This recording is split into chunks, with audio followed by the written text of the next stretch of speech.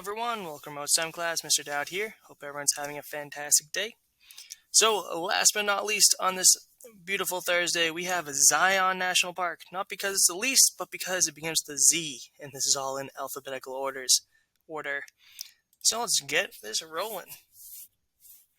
So it's a shorter one. I thought, honestly, that Zion had more locations, like Yosemite had 15 yesterday, and today we only have 6, so this will be a short video. So Zion National Park is located in Utah. Well, I don't think I mentioned that Yosemite National Park yesterday was in California. I might have said it, don't remember. Anyways, we have the Court of the Patriarchs as our first location. It's a 3 peaks offering climbing routes and named after religious figures of Abraham, Isaac, and Jacob, which I'm not a religion major, but I do believe that they were from the Jewish prophecies, or they're from the Bible. I don't know. I'm not a religion major, so. Anyways, that's the Court of the Patriarchs. And next on our list is the Narrows. This scenic, narrow section of Zion Canyon is popular with hikers and leads to the Temple of Sinawava. So it's just a little, obviously a very narrow river that you can go and walk along. And it leads to the Temple of Sinawava, which I guarantee you is another location on this list. And the next is that location, the Temple of Sinawava. It's a tall sandstone amphitheater and trailhead featuring waterfalls and narrow hiking trails. So it's like a little lush garden in the middle of, it's like a little oasis in the middle of here. Temple of Sinawava.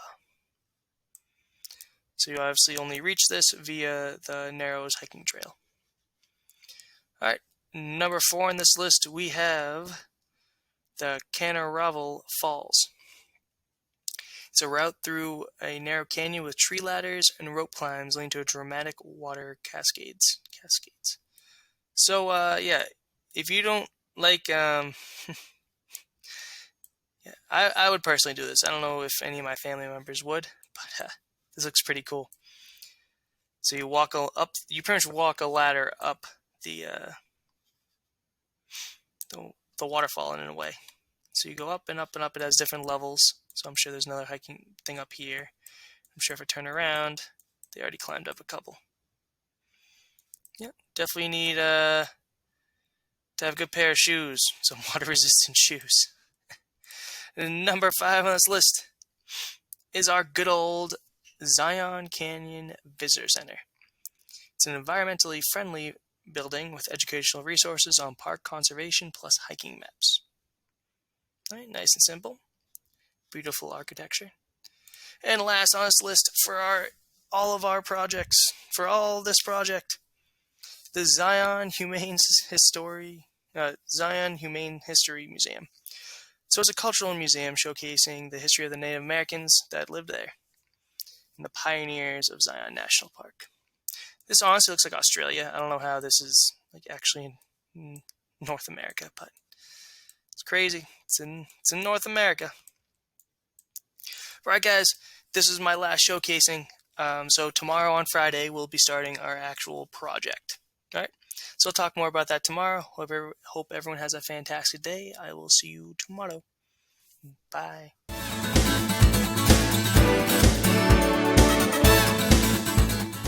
Hi Gators, today I'm going to make another breakfast bread. This one is chocolate chip swirl. Yum! So I'm going to take the mix.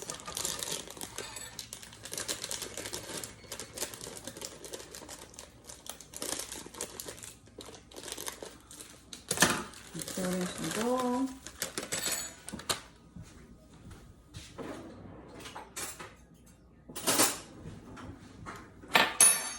And I'm going to take 2 eggs. I think it's 2 eggs. Yep. 2 eggs.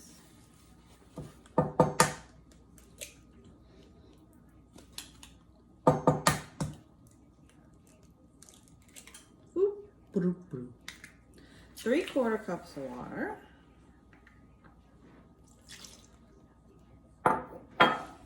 And a little bit of corn oil.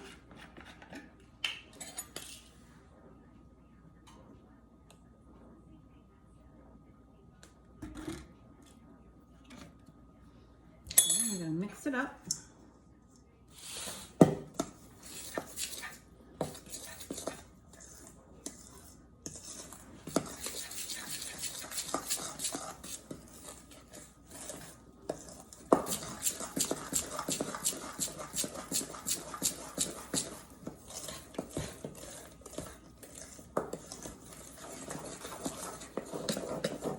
It says to mix it 50 to 75 strokes. We all know that I'm not going to count, but you could count if you were wondering how many times to mix it.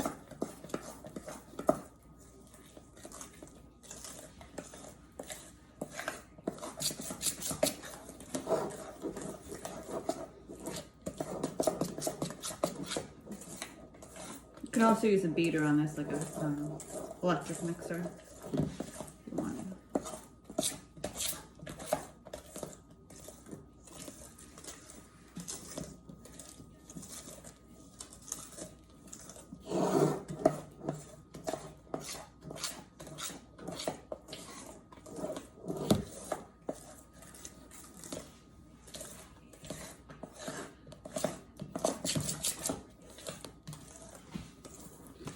All right, let's see.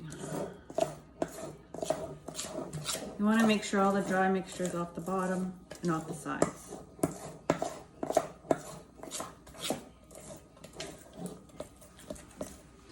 So we're going to pour about 1 1/3 cups, which is half the batter, into this pan, which I've already sprayed.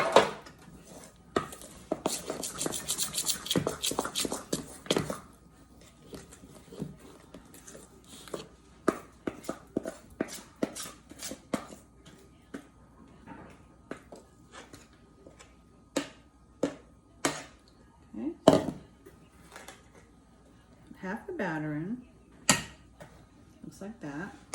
And then on the top, I'm going to put some, like a chocolate swirl with chocolate chips.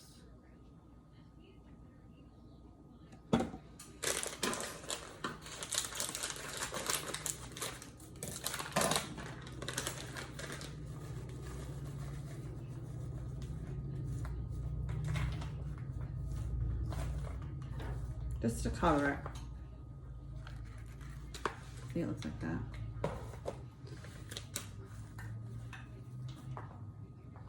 Then I'm going to put the rest of the batter on top.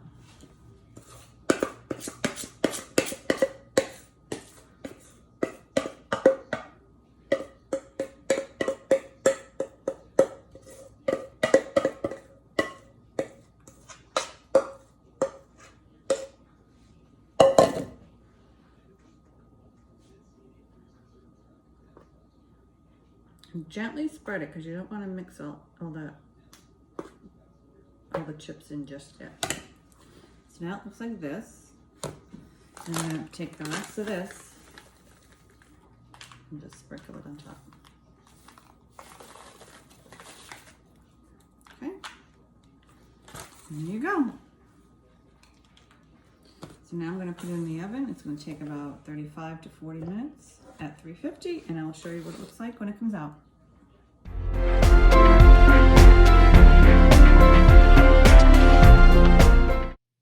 Hey Gators, welcome back to Language and Play. Alright, so we're going to warm up today with our 1, 1, 2, 1, 1, 2, 3, 2, 1, 1, 2, 3, 4, 3, 2, 1, 1, 2, 3, 4, 5, 4, 3, 2, 1. Alright, now I want you guys to follow me. Ready? 1, 1, 2, 1, 1, 2, 3, 2, 1, 1, 2, 3, 4, 3, 2, 1, 1, 2, 3, 4, 5, 4, 3, 2, 1. It's like concentration, right? You have to think about where the numbers are going to go and let them roll out. 1, 1, 2, 1, 1, 2, 3, 2, 1, 1, 2, 3, 4, 3, 2, 1, 1, 2, 3, 4, 5, 4, 3, 2, 1. All right? Really try and get some rhythm in there too. 1, 1, 2, 1, 1, 2, 3, 2, 1, 1, 2, 3, 4, 3, 2, 1, 1, 2, 3, 4, 5, 4, 3, 2, 1. All right, good job. Good warm up today. All right, we are going to go from our climax, whatever this giant moment is in your scene, into the falling action. What happens as a result of that, right? A firefighter runs into a building, saves a family, everybody's okay. How do you come down from that, right? What are the lessons learned? How is the theme shown in your scene, all right? That heroes come in many different forms. You are going to have to add dialogue after the climax, right? It could be as simple as the family thanking the hero for what they did. It could be the hero learning a lesson or teaching a lesson based on what they did, right? To show a theme to your scene. That's fine, all right? There are going to be different ways that you can use the falling action as a meaningful way to kind of summarize what happened in your scene and how these characters were able to come together to overcome whatever the problem is that you came up with, okay? So that's going to be the falling action of our scene, all right? The resolution of our scene. This is when the characters are actually going to come together and the characters are basically going to wrap up, right? Maybe if there was a villain in your scene, this is where the villain gets arrested, taken to jail. If there wasn't a villain in your scene, maybe this is where, if we go back to the firefighter scene, maybe this is where the community comes together and decides they're going to help rebuild this family's home, right? That would be a good resolution to a scene like that, all right? So I want you to be creative, but I want you to really critically think, how am I going to wrap this play up? How am I going to bring a wholesome feeling? How am I going to bring these themes and everything else that I put into this scene together in a short period of time? Because remember, this isn't a full-length play. This is just one scene, all right? So tomorrow we're going to talk about how to kind of go back, edit our scenes, and then put in our final. All right? Great job, Gators. Keep up the good work.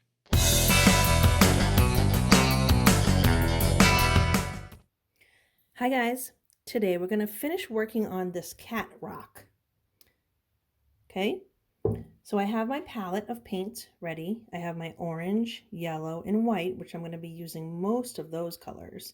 But if you can recall, when I used that yellow and purple combination, the complementary colors to create highlights, lighter values, and kind of dark shadows and darker values, I'm going to do the same thing with that blue.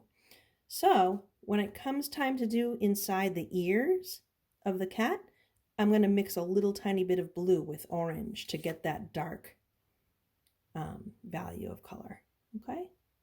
All right, so here we go. So I'm just going to grab my brush. I have a cup of water, but I don't need a lot of water with this kind of paint. Acrylic paint actually already has water in it, so you can just use it right from the bottle. You don't have to add water to it. So let's look at this little cat, see how it's doing. I have my picture that I'm using as a reference still. It's going to be nearby. And what I'm going to do is just finish filling in some of the spots that I didn't paint last time.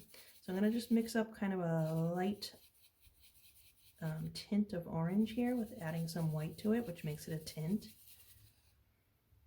And just going to do a little bit around the ears. So when I look at my reference picture, I see kind of some lighter oranges on the inside, but then there's like that darker kind of shadow underneath that we can do after. I'm just going to do that light area first.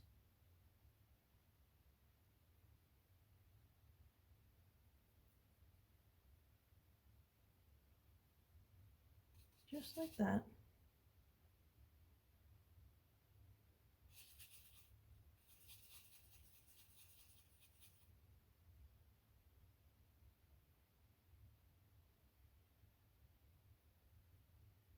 Just keep adding that lighter orange, but then I can go in after and add some other different darker values of orange.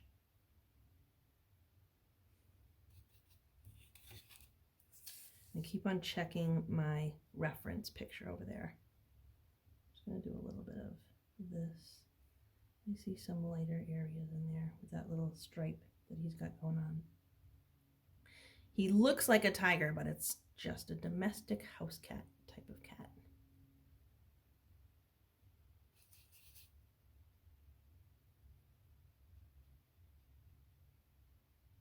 So I'm just doing a layer of this light color all around, but then I'm going to go in afterwards and add a little darkness. Some darker orange. Because it's got a mix of dark and light happening.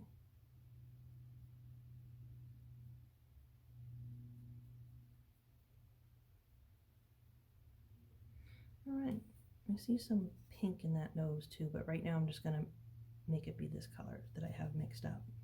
And then I can get a little bit of red or pink and add that to his nose later. All right.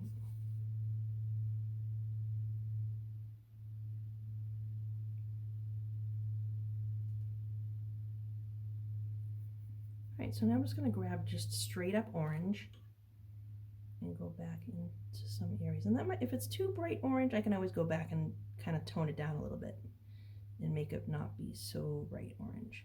But for now, that'll do.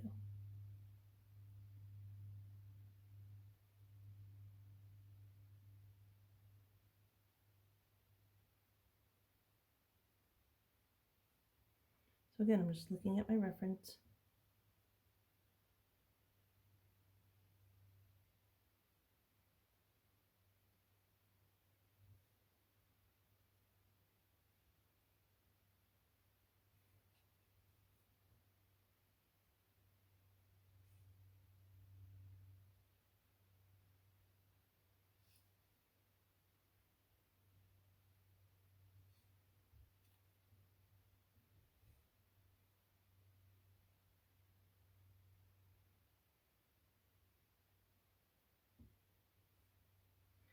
I love the stripes on this cat. So he's a tabby cat, so he's got a lot of stripes on his head and probably on his body too, but we just don't really see a lot of his body from this angle.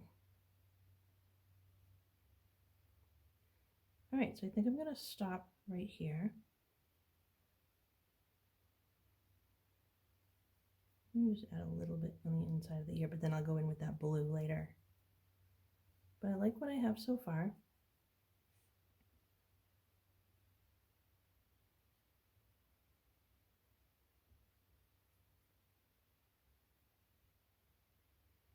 And next time we'll finish him up. He's almost done.